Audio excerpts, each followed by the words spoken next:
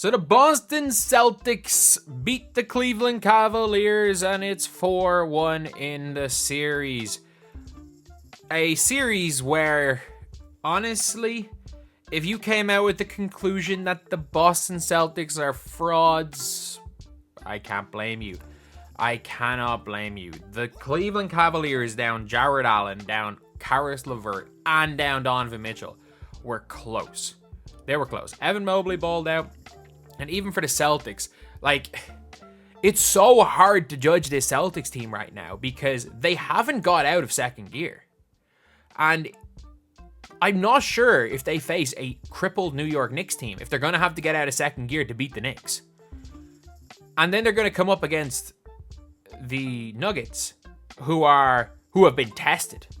The Nuggets, say what you want about the Lakers. The Lakers tested the Nuggets. Say what you want about the Timberwolves maybe bottling the 3 games. There's an alternate reality where freaking Jamal Murray gets his suspension and the Timberwolves are in the Western Conference Finals. And if the Nuggets get there, they're going to be tested by either Dallas or OKC. Both of those teams are going to test them. Don't think either of them are going to beat them, but they're going to test them. So it is really a case when it comes to this Celtics team where I don't see a situation where they win. I don't see a situation where they have really much of a chance in the finals. Because it's so hard. If they were destroying Cleveland, look, Miami were terrible. But if you know anything about Spo with the zones and stuff, he played a style where they were either going to win or lose by 40. There was the way he played, that was basically it. They won game 2. And the rest of their games, they got destroyed. They played a zone. They prayed the Celtics were going to miss, and the Celtics hit shots, other than Jason Tatum. But Jason Tatum has not been good. But he doesn't have to be good. That's the thing, is there are games where Derek White's brilliant, and there's games he's terrible. Jrue Holiday just looked like Drew Bledsoe these playoffs. Jason Tatum has had, one good game in the playoffs? At least, he's been rebounding okay. But it's really hard to see how this team wins. Because, the Porzingis injury, I don't know when he comes back. It's not, thankfully, it's not an Achilles tear. Touch wood, nobody in this playoff freaking tears their Achilles. As someone who did it, it's 2 and a bit years on, and I'm only just starting to feel like myself again. It's bad. Either way, when it comes to the injury, or the injury to him, I don't know when he's back. He might not be back for the finals. And they've got so much firepower that they can destroy a half a Miami Heat team. They can destroy a non-playoff level Cleveland Cavaliers team. This Cleveland team would not make the playoffs. They wouldn't. With the injuries to Mitchell and stuff. And then again, Mitchell played, did he play 3 games? And it was 2-1, and he balled out in game 2. A healthy Cavaliers team might beat this Celtics team. But at the same time, maybe they turn it on against a healthy Cavaliers team. It's so hard to judge this team because it's very clear that they're just coasting. They've coasted through 2 rounds.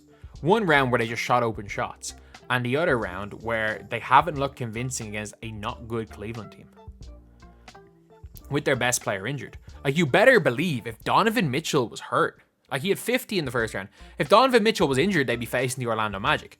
And it'll be a lot tougher for them to face the Orlando Magic than whatever the hell this Cleveland Cavaliers team is. Maybe they'd be tested in that and they would have stepped up. But I don't see them getting tested in the conference finals either. And that's not a knock on New York. New York are really good. The problem is that they don't have OG Anunoby. He's unlikely to play. They don't have Mitchell Robinson. He's done. Bojan Bogdanovic is done. Julius Randle's done. So you're looking at 4 guys that are either starters or some of their first guys off the bench. And yeah, Juice McBride's stepping up. Alec Burks is stepping up. But there's only so far you can go with guys not in the rotation stepping up. I think Miami have almost skewed people's perceptions on what a gritty team can do. You know what? Maybe the Celtics are bad enough that the Knicks can beat them. But if it's the Pacers, the Pacers aren't good either. The Pacers don't play defense. And they're not good enough on offense to make up for the fact they don't play defense. They just faced a terrible Milwaukee team in the first round because of injuries. Like, it's an awful Eastern Conference. Like, not that the teams in general are awful. The Celtics are a pretty good team, but it's like they are cruising. I haven't seen a team as bad as this cruise to a finals before. Like, we've seen teams cruise, but normally that's because they're dominant. Normally we'll see like a dominant team. The last time I've seen a team like look this bad on their way to a conference finals was the 2014 Pacers in the playoffs. Like, they were awful in those first 2 rounds. I think it was like Atlanta, but that was just because Roy Hibbert forgot how to play basketball. I think were they brought to 7 by Atlanta or something? Before Atlanta were good, that is. But at the same time, or maybe it was Pacers brought Atlanta to 7 next year. Either way, I can't really remember off the top of my head. But like maybe the 2014 Heat cruise to the finals because that Pacers team was awful. They faced the Brooklyn Nets in round 2, and I think they played the Bobcats in round 1 where they weren't great, but they still breezed through the first 2 rounds.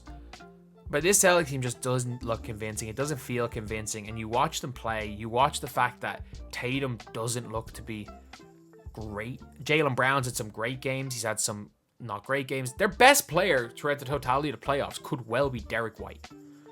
And if he sticks as their best player as they get to the NBA Finals, like, I'm like, if Tatum only had a couple of bad games, when you're as comfortable as the Celtics are, you can afford to have a bad game. You can afford to have a bad game or two.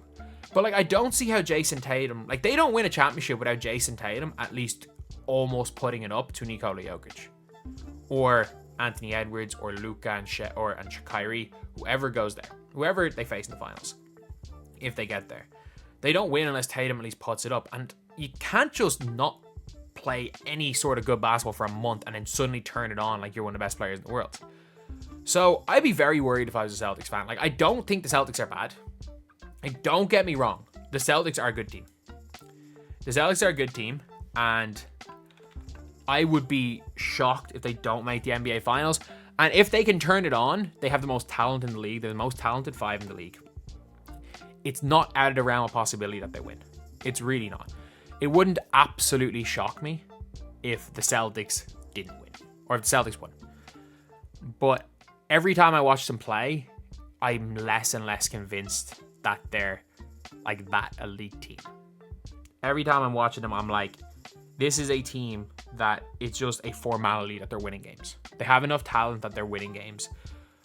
But I don't know.